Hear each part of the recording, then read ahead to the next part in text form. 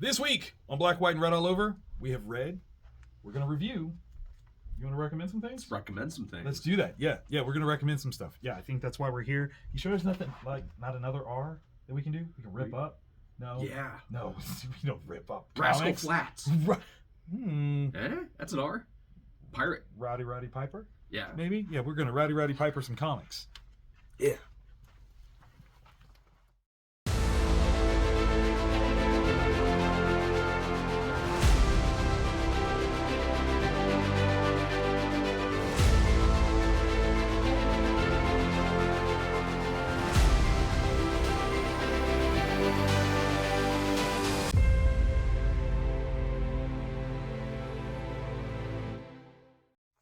Hello and welcome to a brand new episode of Black, White, and Red All Over. I'm Victor Dandridge, the hardest working man in comics. Ryan Seymour, King of Comic Town here in Columbus, Ohio. Boom! We are here. We have read a good number of books this week. Yes. Okay, so when it comes to our Goodreads that you should read, we are totally different. So this is 6 different books that we've got as a recommendation for you. So if you're going into the comic shop, you got some extra cash, these are some books you should drop it on. We're just saying. We're not saying, but we're just saying. So, do you want to start, sir? Ooh. Okay. Yes. Yes. Dark Horse Comics, Operation Sunshine. Okay. And this is done by the guys from Last Podcast on the Left. Oh, nice, nice. So it's Henry and Marcus, but only 2 of them. Okay. So, not the full podcast. It's the podcast like left to center. Yeah. So this is actually really cool. It is their original vampires, which are monstrous, like just not even remotely not human at not at all. And when they make a vampire, it looks like a human, but it doesn't have any of the vampire powers. It can't go out in the sun. It drinks only blood. It can't drink anything else. Okay, so it's like this really crappy, like half-assed vampire that you get turned into. And so these 2 bugs, as they're called, the crappy half-assed vampires, come across this paperwork, Operation Bat Boy, and it is hysterical. Like with Soul Plumber, where it was a fever dream that made no sense. This is a very linear story. Okay, very cool and very funny. I like it. I like it a lot. Okay, where am I going to tackle? I'm going to go Superman Lost. And again, this is such a hard book to put in the Goodreads You Should Read category because it is a phenomenal book, but it is so very deep and big that it is truly a book that will benefit best in graphic novel collected form. But we've got Christopher Priest, I can speak, Pagalawan, Lee Weeks, Paz, Cox, and Brett Weiser bringing this one to bear. And oh my goodness! We have a forlorn Superman, right? Who has been trapped in time, experienced things that were devastating, killed his hope, and the one person who his dear sweet Lois believes has the capacity to reignite his passion, his fire, she goes to. And he aims to help in the most him way possible. The most him way possible. Yeah. In the most him way possible. Here's the thing. I believe that this issue is a shout out. It is Christopher Priest recognizing that All-Star Superman by Grant Morrison and Frank Quitely, a must read, is literally a must read, and this is a shout out to that. And just in terms of what plan Lex has, SOB. Okay, SOB. Man, it's a messed up plan. So read that one, you will dig it. Yes, it's very good. All right. I hate this format. I know you do. The black label format, when they oversize like this, I hate it. You can't store it. No. Magazine bags and boards don't work. But the interior of it is freaking amazing. It's gorgeous. All right, so it's Christian Ward, Batman City of Madness, book 1. And this is all Christian. The art is absolutely gorgeous. It's like almost Dave McCowan in a way. And this story is, it on the surface is like Batman doing gloomy Batman stuff. Okay. But the Court of Owls has been keeping something trapped below Gotham. It's out. No. Yeah. Why do y'all do that? It is a how to describe it. It is referred to as the Batman Below, and it wants to make a Robin. No. And that's all I'm going to tell you. It is horrifying. The Batman Below. And it wants to make a Robin. I am calling for that to be the replacement cosplay must do from the Batman Who Laughs, because that just sounds terrifying. Yeah. Do we see the Batman Below? Oh, jeez. Do I want to see the Batman Below? Oh, jeez. Maybe. Probably not. And there's a really cool, like, the way Harvey Dent, Two-Face, is trying to get help.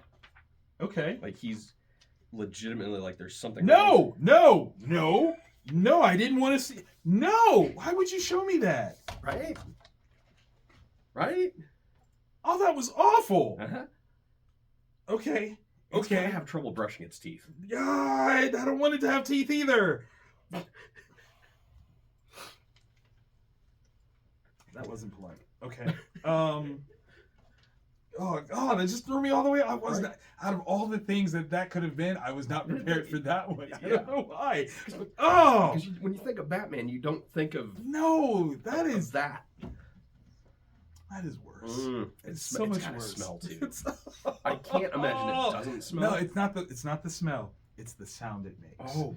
Yeah. It's so moist. It's so okay. No, mine's so. Let's bring something a little bit more wholesome out, because please, Lord, please. World's Greatest, Teen Titans #4.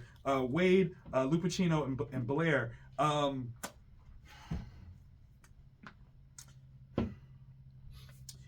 If Titans was a CW show, okay, in the 90s, okay, this is the heart and charm that it would have. Okay, like I'm waiting for a sappy alt rock theme song to come on. I don't want to wait for our lives to be over.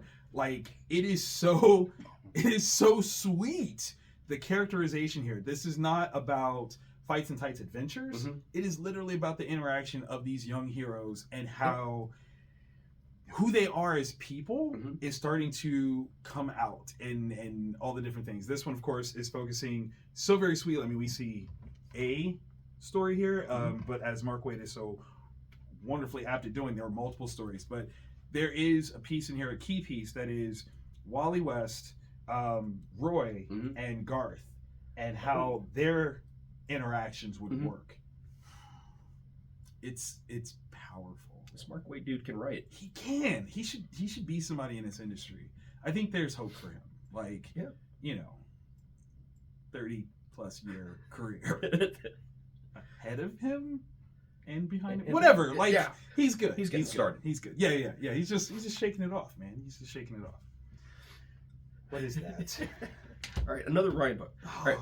If you're not familiar with Skinwalker Ranch, it's not just a dressing. That's the name of this episode. Skinwalker Ranch dressing. All right, so it's this actual ranch that a bunch of crazy stuff happens at. We're talking UFOs, we're talking skinwalkers, we're talking cattle mutilations, and this is Zach Thompson, Valeria Burzo, and Jason Wordie are the creators on it. And this is the true story, depending on if you want to believe it or not, of the people that started this ranch and tried to make a go of it as cattle ranchers or farmers, Yellowstone, whatever happened. Okay, all right. And all of the crazy stuff that happens to them along the way, and it's amazing. I'm a sucker for this kind of crap. But oh my gosh, it's so good. And if you want to get a quick primer on it, was it on the History Channel? The Secret of Skinwalker Ranch, because the History Channel doesn't do history anymore. So if we can, Jeremy, for the commercial this week, if we can find the trailer for that and run it, that would be perfect. Please don't do that. Please don't do that. He's looking. He's looking. I know he is. Oh my god. So in this episode that I won't be watching, okay, my last honorable mention, good read that you should read, is the Avengers #6, Jed MacKay, Fiorelli, and Blee.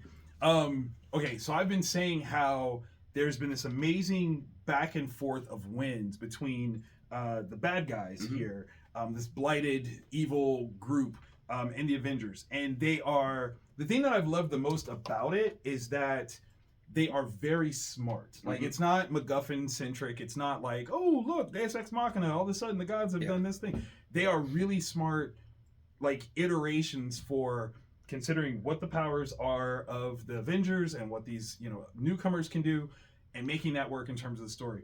The whole thing, though, is to set up a new Avengers member. Really? That's the whole story. Like, all 6 issues of this have been to set up a new Avengers member. And it may be the coolest member ever. Ever. Really? Literally ever. I'm saying it. I'm outright saying it. Yeah. Like 72% of the Marvel Universe are Avengers members. Yeah. And 3 people from DC. Yeah, like, there's at least, like, Rick Grimes is part of the Avengers. But no. All the way to the back. All to the end. No, not that one. That's a short story. Sweet short story, but not that part. Almost there. Lots of pictures in this book. It's the newest Avenger. You don't see him?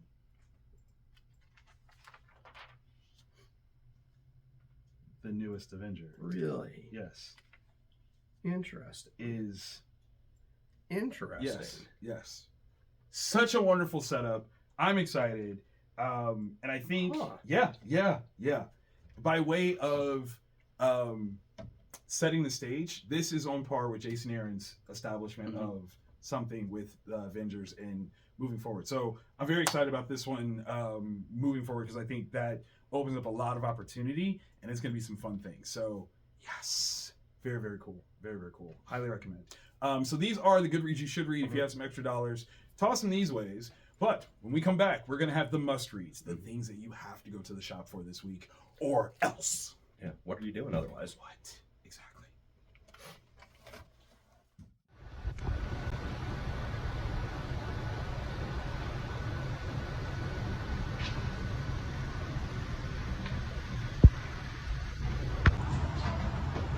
Hey, get out of here. What did I tell you about doing Pilates in front of the shop? Go. Ah, what are these words? Who put the words here?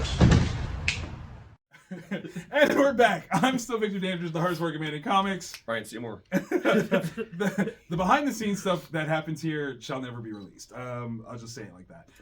Okay, so we're here with the must reads, and these are the ones that if you go into the shop and you don't walk out with these, go back. Yeah. Just go back. You're just missing out. Yeah, don't do that to yourself. Okay, to start, I say we start off with Amazing Spider-Man. This is issue 35, Legacy 929, which is dope. Wells, Gleason, Mintz, and this cover is awesome. It is. It says so much and says so little all at the same time. If you are following this storyline, who is the bad guy? Who would you say? Are you allowed to say that it's Kraven? I don't know. Right? Because I took would certain argue steps. He did. He initiated something, but it wasn't his goal, right? Yeah. So in this one, Kraven wants to win back some stature. It's Kraven Jr. technically. Yeah. But he wants to win back some stature, and the best way that he thinks to do that is to tackle he who has bedeviled the spider the most, and that would be Norman Osborn. Yep. But in this current incarnation, Norman is a good guy. Yeah. So he can't do that. Yeah. Like it's not the same Norman. Yeah. Okay. So he's got this sacred spear thing that has Norman's dark side in it. Aims to stab Norman with it, so that way he is full-fledged Norman. Yeah. So when I kill you, I'm redeemed. I've done the thing. I've beat the guy that beats the spider. It makes sense. Totally. Except in the current state, Norman and Peter Parker are friends. So Peter jumps in the way. As one would. Right. And now he's Dark Peter. Yeah. You've got Peter He's Parker. Black Peter. Oh, yeah. Black Peter. Black Peter has the biggest attitude. Here's the thing. Is he necessarily wrong? No, he's not. his attitude is not wrong. Maybe his execution in dealing with it might be a little askance. Okay, it might be a little off-putting. Pete is like, anybody that did me wrong, as I see it, is about to get it. Mm-hmm. And man, does it come to a head in this issue. He is doling out 6-packs, okay, to everyone he can. Yeah. Okay? Everybody. Everybody. Like, no limits. No. Oh, for real? You gonna do that to me? Cool. You can get it too. You know what? Spiders have 8 hands, and you're gonna catch all of them. Okay? Mm-hmm. I'm throwing them. You're gonna catch them. This is setting up something super wonderful. Yes. That last bit. Last page. Is not okay. Not okay. That's it. It's awesome. It is awesome. It is awesome. But you're like, no. Oh, because the inevitable. The inevitable. It has to. It's on the horizon. It's on the has horizon, and it's gonna be dark. So this is the official end of this arc. Yes. Mm-hmm. This was a fun one. It was. It was a very fun arc. Because it played with Peter Parker as like he's now a bad guy, or at least in this moment, he's not operating as Parker normally would. No, he is antagonist. Like, but how many people have done him wrong, and he's just kind of taken it because he's Peter Parker. Because he's Peter Parker. It's the Parker luck. Like that's what it is. When you go, you know, it's not the Parker luck. It's you. Yeah. And no, I'm gonna like. Yeah. I mean, there's things that he did, like when he decided, he's like, you're right, it wasn't him, it was you. So yeah, I think I was like, oh, this just got real. He's not wrong. Like that's the thing, is he's not wrong. He's not. He's like, look, you made choice. Like you knew what I was gonna do, and you still okay. All right, that's cool. You're not gonna keep, I'm gonna punch back. And I punch hard. That's the spider for you. Bites. Yes. This was interesting. Yes. Like I really enjoyed the overall really arc. cool story arc. It was a good one. It's been a while since I think that there's been a Spider-Man story arc that I was like, yeah, that's super cool. I could recommend that in a trade paperback, no questions asked. Easily. And I'm even going to go as far as to say I would love to see some iteration of it in other media. Yeah. Some form of movie, TV show, something. I would love that. Like, give it to me. Pretty please. That's all I'm asking. Okay. I feel personally aggressed by this book. It's not your fault. It's not your fault at all. We're reading Midlife from Image Comics, Midlife #1, or How to Hero at 50. That was the reason why I picked this up. Yeah. I was like, How to Hero at 50. I'm reading it. Written by some of my faves, right? Yeah. Brian Buccellato, Simeon, Atsmain Elalu. They are brilliantly doing a story that is, how do we want to say this? It's like one part Lethal Weapon, one part kind of Spider-Man-ish. Like, you know? I mean, the thing I love about this is that it's so grounded. You're introduced to this guy who is super down to earth and is just trying to get through life. Yeah. He's a father. Yeah. He has an ex-wife. Yep. They have a rocky relationship as they're divorced. His kids are kids. Complicated. Yeah. His son would have got beat up though. I'm not gonna lie. In the black community, you don't do that. Okay. His son would have got hurt, and by hurt I mean initially karate chopped in the throat, and then I'm gonna yell at you, and then I'm gonna take my belt off and beat you because you don't. Okay. Yeah. You don't. Just lacking. God, what's the word? Fear. Yeah. Yes. Lacking fear. This is disrespect, okay? There's no respect there, and so you're getting beat up. But the thing that was interesting to me was, okay, so this is a guy that I can kind of relate to on multiple levels because I get it, you know? Like, he's survived a trauma. Yes. And that trauma has created, like, a yoke around his neck, and he's trying his best to live up to something, but it ain't quite for him. Yeah. Or at least that's what he's convinced himself. And that's the thing I think is most incredible. Yeah. Although he sacked up. He did. He totally did. But, like, again, he sacked up not for the job, but for personal reasons. Yeah. And that is, like, the hero's call right there. Like, every superhero, which is why I say this is, like, very Spider-Man-esque. There's, like, this thing that happens on a personal level that makes like a person decide to really be a hero. Yeah. And I think that was the moment. That was the moment. That was the moment. It just happens that he's 50 and not a young man. But yeah, we haven't even fully explored that aspect. I have no idea of what that's gonna do. Like this is kind of cool. I'm very excited for it. Yes. I love the bits in the back. Ryan was talking about how, as a creator, he's done creator-owned stuff before, but he's never done a superhero type creator-owned thing, and that's interesting. Right? Like he's like, you might know him from like Batman stuff, like Flat. He's never done a creator-owned superhero. Yeah. It's like, this is my shot, and I'm like, shoot it. I love it. I absolutely it was this one. amazingly good. Was not expecting that. Yeah, not at all. Now for the book of the week. Another unexpected. Did not. I mean, this first movie. Yeah. And book is a family favorite. Is it? I'm not surprised, actually. I'm not even gonna say it like that. Okay. From Sumerian, all hail Sumerian. American Psycho #1. Michael Calero, Piotr Kowalski, Brad Simpson, Micah Myers. We get introduced. Yeah. Patrick, of course, is in this book. He's Yeah. American Psycho. He's on the cover. I mean, like literally, Christian Bale will never escape this. Okay. Nor should he. No, he should not. He'd be like, I'm Batman. No, you're not. Okay, yeah. you're not. What I love is that it's the new characters that really drive us. The level of insane. Yes. There's like 85 grams of insanity in a 1 pound bag. I don't even know if that math works. But it does. It really does.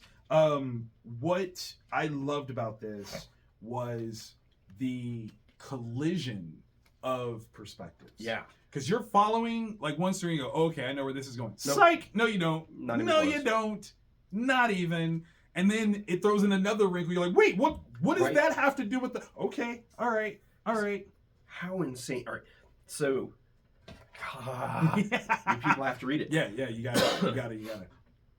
You're now in this world where there is that other person. Yes. Following. That dark passenger. That is more horrifying. Because we don't know what that person's intention is yet. At all.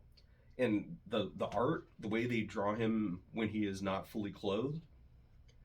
Something happened to this dude. Yeah. The question is that self-inflicted? Right. Is that... I don't know. So, he kind of looks like Batman. Yeah. After a long career crime fighting. This is going to be a dark book. Yes. Without question. It is extremely well executed. Yeah. Like we kind of briefly talked about it where we're like, it easily could have just been like, oh, we'll throw some schlocky, over the top language and then like some murders. Ta-da! No. But it's not. No, it's thoughtful. It's very thoughtful. I think we're going to have to be in the darkest place ever and figure out who our favorite killers are. Ooh, right? Yeah. Because thus far we have at least 2. I'm calling more than that. Yeah. I'm definitely calling more than that. But you're right. Like at least 2. And I think that's going to be part of the charm of this book is who is your favorite serial killer?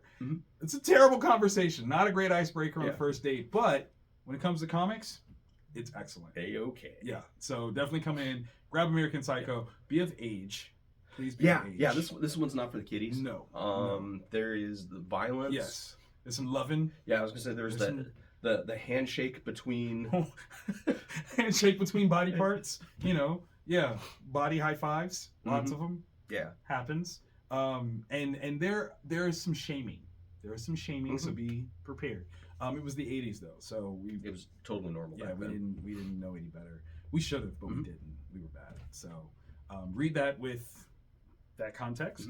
But yeah, no, this was a great week, man. Yeah, A lot of different books.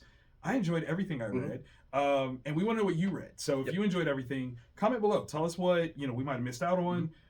Tell us what you loved about what we talked about. That's important. And if you love this episode, I mean, you're here. If you're here at this point, you owe us a like. Like, just go ahead and click the like. Just do it. Yeah. And maybe share it somewhere. I don't know. Like, tell somebody. Tell a friend. Yeah. Like, yeah. You know what? And we're here often. How often? Week. Every week, believe it or not. Wow. So hit subscribe and then go to your phone settings and say yes. Let YouTube tell me. That's right. And we will tell you. We'll be like, hey, psst, hi.